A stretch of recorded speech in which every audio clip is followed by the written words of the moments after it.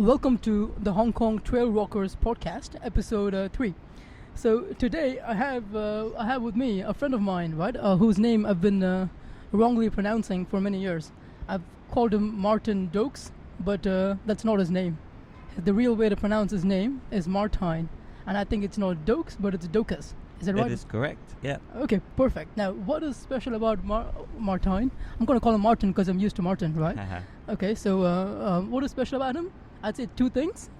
First is, this guy is extremely helpful. So, I mean, one thing that will stand out is if someone posts some sort of a question on Facebook or someone has a trail running question, this guy will be the first to respond with an answer. And that answer will be a very factually researched, appropriate sort of an answer. He's a quick thinker and also extremely benevolent. So that's Martin. So hi, welcome to the show, Martin. Thanks, Vince. Nice to be with you here. Excellent. So just for the listeners' idea where we sit, is because it's quite a special location.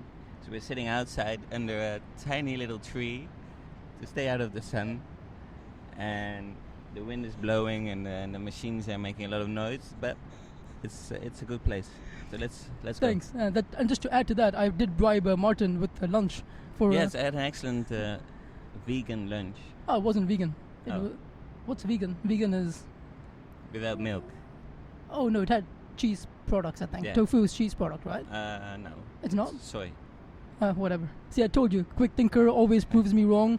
He's got a good BS detective. Anyway, let's start. So first of all, so tell us your story. Yeah, so back in the day when I met Martin 2 years back, he told me how he was a big guy once, and now the guy, he looks tiny. Yeah, he's you blow and then the guy's going to fall over. Not much of a fat at all. Yeah, but apparently the story was a bit different, which I found hard to believe until he showed me a photo of this from back in the day. So tell us about that.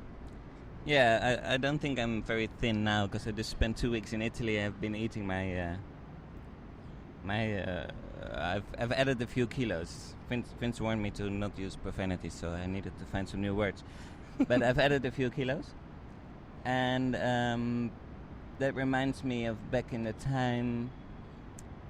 Basically, I've been living in Asia for about 10 years now, and my second stint in Asia was coming from Singapore. I went to Hong Kong. My first experience in Hong Kong was not very positive. I felt a very big city, very crowded, very stressful. Work was very stressful. I was married at the time, which wasn't going in the right direction, so also very stressful. So basically what I started doing in Hong Kong was work and eat and eat and work and work and eat. And I added a few kilos. And then moving to Tokyo, it was quite funny because, for instance, I did boxing for a few months, and then I lost quite a bit of weight very quickly. And then I did nothing for a few months, and then I added the weight again very quickly. And I did a little bit of running around the palace in Tokyo, but that didn't do much for my weight. So basically, when I go back to Hong Kong after 2 years, I weighed about 90 plus kilos. 90 plus, 90. 90 plus. And what do you weigh right now? And one vivid thing I can remember from that time was I was with two friends, and we were standing around in Lang Kwai Fong, sticking our guts out and asking people who has the biggest gut. And I think I did not win, but I was up against quite some competition. So basically, I was carrying around quite a lot of weight, and my ideal weight, which was I think about a year ago, a little bit longer, was about 62 kilos. When did you weigh 90 kilos? How far back was that? So when I came to Hong Kong was in August. It's 5 years ago. So in 5 years you went down from 90 to 65. Is that 60? 62. 62 in my most optimal. From a runner's perspective, at least, most optimal weight was 62. I got a lot of comments that I looked too skinny and wasn't healthy, etc. Blah blah blah. But I felt actually pretty good, and it was good for the running. How did you lose 32 kilos then? Just through long distance running?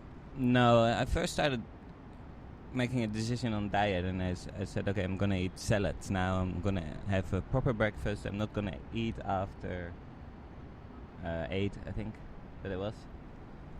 And I think that was the first step, and I lost quite a few kilos there already. And then with 2 colleagues, well, one was already very sporty, and another one also wanted to start running. So we started running on Bowen Road. So you walk up Wanchai Gap and then running on Bowen Road. But every time I started to do that run and I tried to stay up with other people, etc., I would be completely exhausted after one run, and that for the rest of the week, and it didn't feel very sustainable. So what I did is I did some research, started reading some stuff about heart rate and how you should be going slow to burn fat, and then I followed that advice and I went really, really, really slow on Bowen. It was almost as slow as walking, and that made sure that I had some energy for another run during the week, and slowly I started to go faster. So that's how the running started. But what really kick-started it is that I discovered hiking. So the same friends that got me into running, they also took me on a hike, and then on another hike, and another hike, and that really, I fell in love with hiking. And how did you transition into running then? Kind of automatically. You hike, and then you hike a little bit faster than others, and then you meet some other people who like to hike fast, and slowly you start to transform into a more of a trail runner. But it took quite a while, I think. It's when my friends, they had other sports as well, so they played hockey or they played football or whatever. So at some stage they didn't come along anymore, and then I needed other hikers to go along with. So I found a hiking meetup, and Phil Forsyth, he did this Tuesday evening night hike, which was fantastic, Quarry Bay to Parkview, and that's where it really started, I think. And when you got into running, that's the very first time you also did your first solo 100-kilometer run, the Hong Kong 100, is that right? No, not directly. No? The first thing I did was OTW. I met 3 people on those night hikes. The well-known Mr. Roger Graham, the well-known Jenny, and at the moment in the trail running world, less well-known Matt Stewart, because he's been injured a lot, and he didn't pursue a trail running career. And the 4 of us decided to do OTW. So we trained really hard during the whole summer, but we were always more or less hiking. Fast hiking maybe, but not really running. But once you get fitter, running is more enjoyable. And once you run, you don't really want to go back to hiking. When you lost your 30 kilos after you started hiking, and then you transitioned into running, did that result in more injuries? My question is to rephrase, right? If someone was big before and they transition into running, does that mean their chances of injuries go up or not? It depends a bit on how you go about it. But I think my biggest injury, which was I forgot the name. ITV? No, anyway, my biggest injury was probably caused by getting fat, and that weakens the stomach area, and then you got a breakthrough. That's where I needed to go to the hospital, get a operation, and come out of it. It's a bit inconvenient that I forgot the name, sorry. Anyway, that's most likely related to the fact that I was fat, not so much that I started running, but because I was fat it was weaker, and because I ran, it probably It's like the last drip into the ember that makes the ember flow over. See what I mean?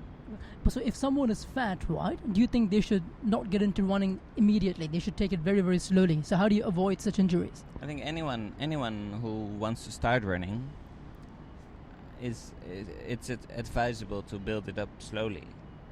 I think Olja just wrote a nice story on Action Asia website as well.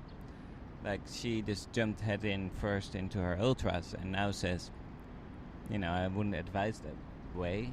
But a lot of people do it anyway, but it's more advisable, especially if you have the time, if you're still young, to step in, to do it step by step and build it up. And over, would you say 5 years? Or is that the right time? Like what you did. Okay, yeah. It took me 10 years. Yeah, exactly. But it depends on how young you are when you start, right? I mean, I started when I was 36, 37, so...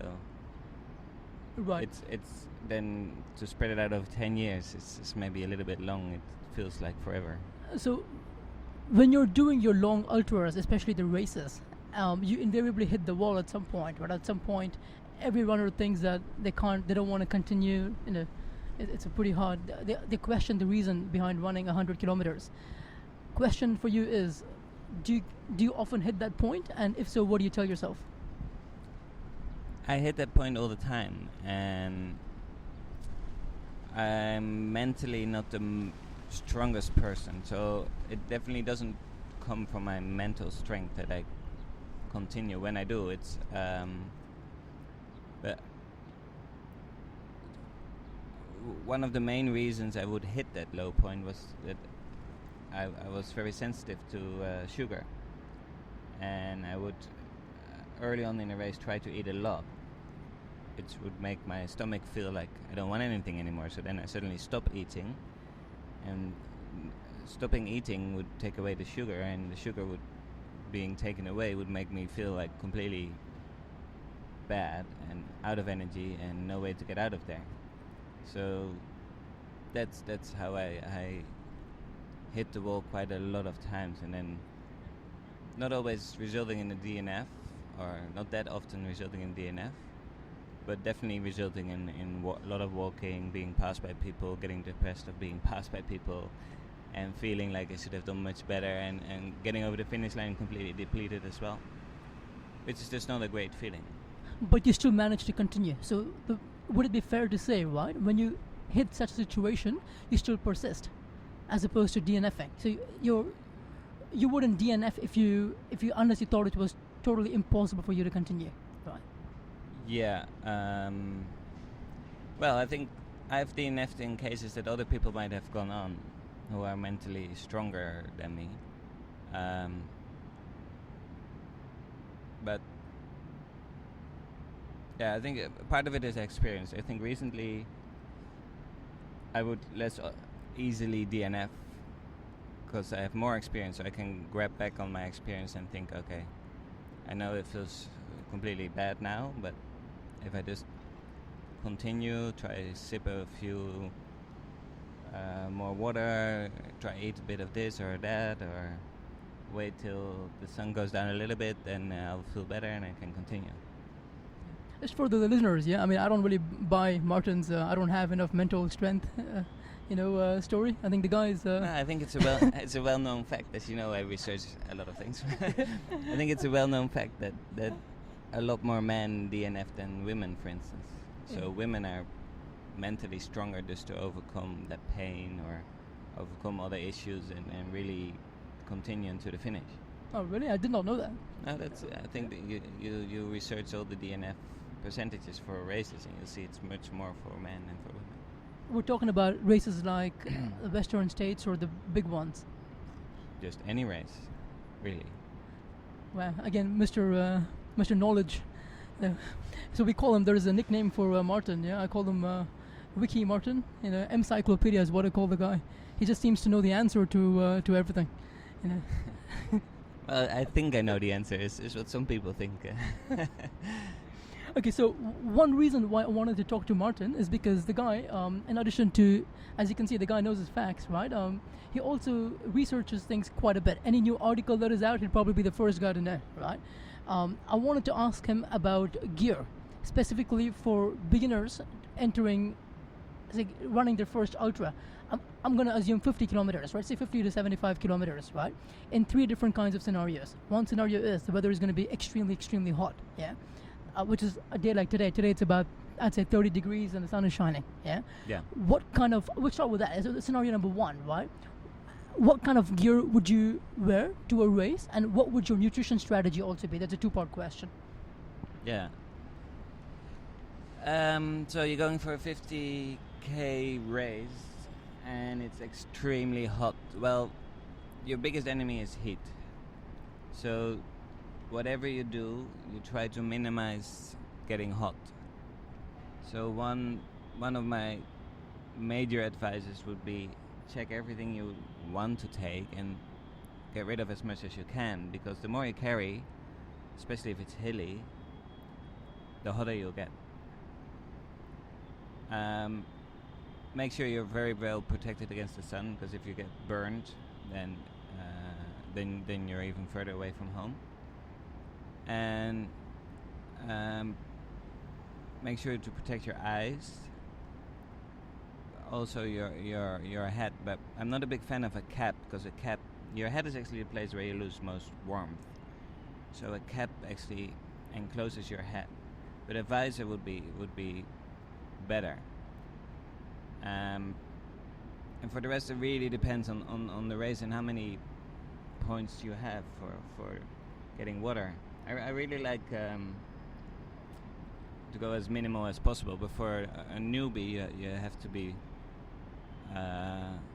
you have to have the experience to know, okay, I'll make it to the next checkpoint with X amount of water. And at the moment, I've just discovered a handheld. I always thought it's clunky, it's uneasy, it's not nice, but I've got one now, and it's actually really, really nice. What's a handheld? A handheld is a bottle that has a little extra strap on it that makes sure that it stays in your hand. So you're running with a bottle in your hand, so you've got water ready, or even nutrition ready for you to take anywhere, but it doesn't easily fall off, or you don't get cramp holding it because it's held with a strap. But if you have run with a handheld bottle, it's quite limited in the amount of water. So depending on how many checkpoints there are, if there's a checkpoint every 5k, then you shouldn't have to worry too much about bringing a lot of water. If there's a checkpoint every 10k, every 15k, again, also depending on how hilly everything is, then you might need to bring a little bit more water to survive. Right. So it's quite hard to give a general advice. Okay, bring 3 liters of water, bring this, bring that. I'm from the opinion that you have to carry as little as you can, because especially on a hot race, because anything you carry will make you more hot. So definitely wear sunglasses or something to protect your eyes. Yeah. Yes. Wear a visor. Correct? Yeah. And go as minimum as possible in terms of, you don't have to carry more water than necessary, enough to get you to the next checkpoint. Yeah. And then use a handheld if the race lets you do so. Yeah, use a handheld, or use a smaller, like a waist belt, because if it's really hot, and you have a backpack, the backpack will also make you quite hot. What about the clothing? Yeah. So I know a lot of people wear the what do you call it? The compression gear, right? And a tight T-shirt for chafing. What's your advice on what a person should be wearing on a hot day? A fast wicking T-shirt is absolutely much nicer than definitely no cotton. If you want to have a lot of chafing and bleeding nipples and that sort of stuff, then wear cotton. But otherwise, no cotton. Wear the thinnest and best wicking shirt you can find. It depends a bit on your budget, of course, because they can get a little bit expensive. But I've got a Solomon shirt that's quite tight, but it really wicks really fast, and it feels very comfortable. And as soon as the wind blows a little bit, then I'm dry and cool, and that's what you want. You want something that kind of cools you, helps you cool down. What about shorts? I mean, do you wear compressions and then shorts on top?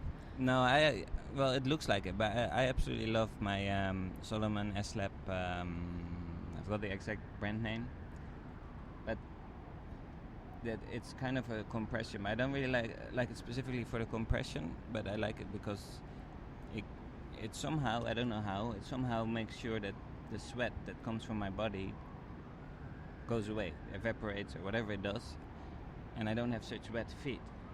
Because if I wear any other shorts, then all the sweat runs down in my shoes. I've got wet feet. Wet feet are very uncomfortable. So that's why I love these shorts. And they also have some compartments, so I can put my phone in a little compartment. I could do some gels in the compartment. Again, I love going minimal, so then I can put my phone there, I can put 1 or 2 gels there, and I don't need to carry anything else. And I can survive. So those shorts are absolutely really, really good.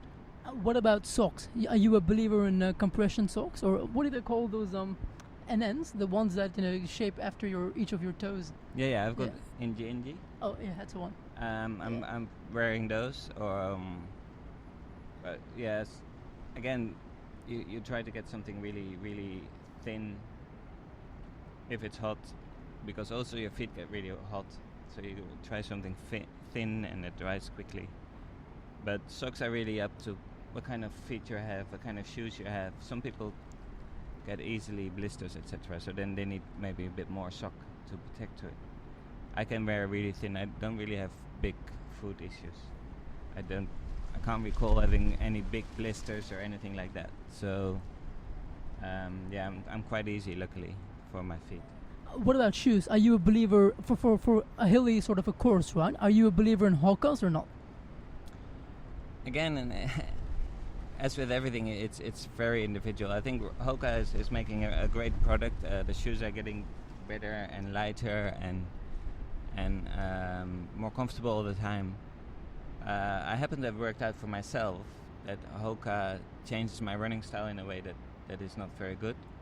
So I actually myself moved back to Solomon and Solomon Sense, even for the longer distance. It does speed up your legs much more, but with my injury history, I just feel with the Hoka the injuries come back all the time, and I have a more natural movement with my Solomon shoes. But for a lot of people, Hoka work really, really well, and they make sure your legs are not so tired at the end of the run, especially the really long races, and it helps prevent injuries. Are you a believer in minimalistic footwear? I'm talking about 5 fingers and all that. Not. I don't have a footwear religion, so I'm not saying you should always be very cushioned or you always be as minimal as possible. I believe that you should mix it all up, and I've got some very minimalistic New Balance in this case, but very minimalistic shoes, and I use them more for things in the gym, just more core work, exercises, etc. I do believe that it's good for your feet to be able to spread out and to feel very comfortable. What about the backpack? Do you use Raidlight or do you use something else? No, I use AK, the Ultimate Direction backpack, especially in hot Hong Kong, because it's very light, very minimal, so it doesn't weigh much, and it doesn't soak up the sweat, so it doesn't get heavier. And like if I go abroad and I've got a race in an area where it might be a bit cooler, then I use the Solomon,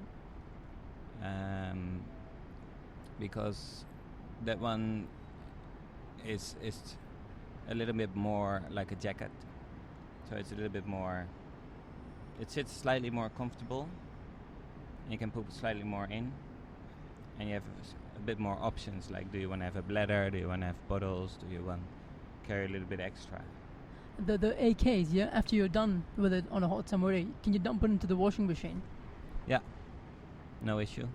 But you don't really, that's the good thing about the AK, because it doesn't soak up the sweat, it doesn't really get that smelly. So it's not, you don't really need to do that.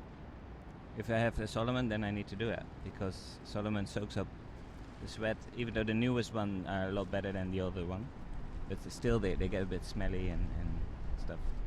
What about nutrition for a hot summer day? What do you do on a 50-kilometer run? Well, I swear by UCAN. I think UCAN is a very specific type of nutrition, and for a lot of people it's difficult to transition to it because it doesn't work as intuitively as a lot of other nutrition, and it takes a bit of time to transition to it. But I feel ever since I've been taking UCAN, I'm much more efficient in dealing with my hydration, so I don't need to drink that much. I've got much more steady energy. I don't have these big dips during a race anymore that I feel like, oh, I've gone down to the bottom of the Grand Canyon and I can never get out of here because I feel so down. That said, I do also believe, and I recently read an article about you need some sugar to keep your brain going, except if you're really fat adapted, but let's not go in there. So most people on a regular basis will have sugar in their diet, etc. So they just have they need sugar for their brain to keep going. So I've been in a race, a 50k race, where I was completely on UCAN, and then after 35-40k, it felt as if things shut down in my brain. So my legs felt fine, etc., but just my brain just didn't work anymore. And that made me realize, okay, I do need some sugar. So to get that sugar to keep my brain going, I would supplement with a bit of gummy bears, or just like 1 gummy bear an hour or 2 gummy bears an hour. And it's also a great motivational tool. Like, say, okay, if I get up to that hill at the top, I'll take a gummy bear. You know, during a race, you need goals, right? You need to. If you just have to finish as a goal, unless you feel really, really great, it's not enough. You can't get there. So you need a goal like, okay, I want to get to that top, or I want to pass that person in front of me, or, you know, I want to get to the next checkpoint in 50 minutes or something like that. So this is, the gummy bear is also a great tool to help me, motivate me to get to a specific point and reward myself with a gummy bear. So what about, let's flip it, on a CCC like sort of weather. CCC is Chamonix, Courmayeur, Chamonix, and Champex, correct? Yeah. Not in that order, but yes. Thanks. Yeah. We go to Champex first, and then we ending in Chamonix. So it's Courmayeur, Champex, Chamonix. Thanks, Mr. Encyclopedia. So tell us. So how would the gear change from the hot summer guy to a CCC kind of guy? So what would you wear? What would you carry with you? I think that's one of the lessons I've learned doing CCC. Although, yeah, basically I didn't fully realize it. You don't fully realize it until you're there and you're doing it. But life in Hong Kong is relatively easy. So you could just go out with a shirt and a short and a little bit of water, and it's quite hard to get into trouble because there's so many exits. There's always people on the trail. There's, you know, you can call the helicopter even if anything goes wrong. So you're relatively safe in Hong Kong. You don't need to bring specific things just to survive. And that's why in a race in Hong Kong, you bring the mandatory gear just because you need to, because it's the rule. But otherwise, most people don't really think, oh, I need a survival blanket because I might die if I don't bring it. However, in a place like France, around the Mont Blanc, you realize that it can get really, really cold. You can take a wrong turn and be miles away from anyone and everyone, and it can get really misty and you can get lost. And you need something to survive. So I think, for every race, always respect the rules is my design, and bring whatever you're supposed to bring. But especially in places like CCC, don't just think about the weight that you carry. Don't just think about that you want to get to the finish as soon as you can. Take a moment to think, okay, if I get lost, if I'm in the middle of nowhere and I need to survive for at least a couple of hours, what do I really need? And based on that, what gear you bring. So the rain jacket, for instance, you have to bring. Don't be stupid. Don't bring a 7-Eleven poncho. Who does that? Bring some quality stuff that helps you survive, because 99 of the times things go well, but that one time that it doesn't go well, your life might depend on it. So bring some quality gear, I would say. So a baby bag, a space blanket would be one of them. Yeah, the survival blanket, definitely. But yeah, just assess yourself and think, okay, if I just keep moving, but it's really cold, what do I need at least to be able to sustain myself? So in terms of what you're wearing on you, right? Can you wear the same summer stuff, but then also wear a Gore-Tex jacket or windproof jacket for something like the CCC? Yeah, actually in CCC I was wearing almost the same as what I normally wear in Hong Kong at the start. So at the start and during the day, well, we were lucky with that. We had good weather, but you just wear almost the same. As long as you move, as long as there's no extreme weather, you stay warm. At least is my experience. I can stay warm. I just wear shorts and a shirt, and it's fine as long as I keep moving. But obviously, when the night comes, it starts to get a little bit different. The wind picked a bit up. We got some rain, so then you want to have your rain jacket, and you wanna have like a fleece or something that keeps you warm, and you want to have some gloves. So your extremities are always very important. So you need to bring a hat and your gloves, and that will already do a lot. I would not. I don't think I would put long pants on unless I really, really need to. But in most cases, you can survive in shorts. Do you swear by any particular brand at all for the fleece or the windproof or the rain jacket?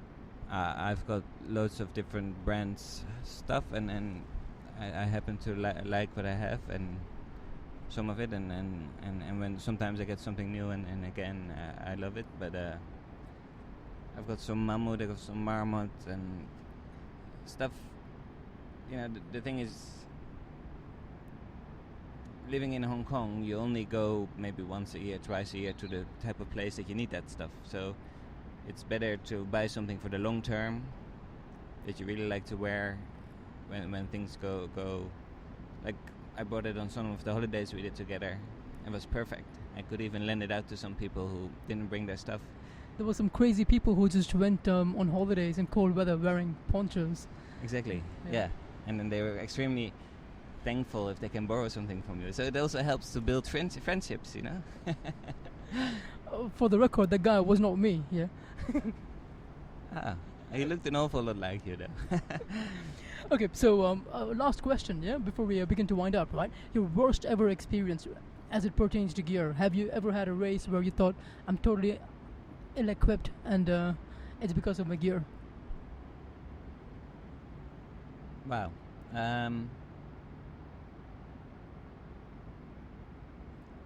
I think my worst experience with gear is that I come to the finish line and thinking I've been carrying so much stuff and I didn't really need it. So I think that's my worst experience, as in you tend to worry too much on forehand, and then you bring too much, you carry too much around. And you could have done with a kilo less and maybe finish half an hour earlier just because you have less weight on you. I think that's although I have to say, in my Hong Kong 100, you brought up a memory. In my Hong Kong 100, I had a backpack. I think, a Solomon backpack. And because it was my first solo 100, I had, in my possession, I had a 5 kilo and a 5 liter and a 12 liter. And stupidly enough, I thought I need a 12 liter because I need a lot of stuff. But the 12 liter was actually not as comfortable and as good fitting as the 5 liter. So I ended up with huge shaving on the side of my body because this backpack was not fitting very well. And it was a bit too full. And it caused me all kinds of trouble. So definitely make sure you have a good backpack that fits well and doesn't start chafing. Okay. That's a good lesson, I think. I learned. So these the recommendations of gear that you spoke about on this podcast, right? Can you get them in LBC? Yeah, well, not everything. The hot weather, the cold weather gear, we don't sell in Landau Base Camp. But the hot weather gear, yeah, we have all of that available. And someone who can answer this type of questions much better than I can, Shane, is always in the shop. So if you have any questions, or if you want to try some shoes, you want to try the Hoka, for instance, we've got a lot of different Hokas to try out and give it and can do a quick run in the street in front of the shop in Moorwell. Just for the listeners, right? Those who have not heard of LBC, yeah, could you do a quick intro? Where is the shop and what can you get there? Yeah, Landau Base Camp is the first real trail runner shop in Hong Kong. It was established by the famous Mr. Jeremy Ritchie, who ran for the Solomon team, who still runs for the Solomon team, but he decided to move back to Canada, where he's from. So it sits in Moorwell. It's maybe 200 meters from the ferry pier. It's open daily from 8 or 8:30 till about 7 to 7:30. And yeah, like I said, most of the time Shane will be there, and Shane is an excellent advisor especially for newbies, to tell them what to use and how to try. He's also an excellent person to tell you all the beautiful trails in Landau to try out, because he's done all of them at least 5 times, if not more. And the last thing, I think we regularly, mostly on Sunday morning, we will organize a beginner's run, and those are posted on the Trail Runners Meetup, Hong Kong Trail Runners, and you're welcome to join and enjoy Landau Trail together with us. So on the show notes, I'm going to put a link to Landau Base Camp, and also I'm going to mention the gears that Martijn spoke about on the show. So Martijn, before we wind up, do you have any parting words of wisdom for the listeners? Words of wisdom. Go out and enjoy. Life is short and you should enjoy it. Go out and enjoy. Life is short. Well, thank you very much, Martijn, for being on the show today, and hope to catch you on the trails. Thanks, Vince, and good luck with the show, and make sure you get a lot of listeners. I'm sure you'll be one of them. I am, for sure. Thanks. This is episode 3 of the Hong Kong Trail Rockers podcast. Thanks.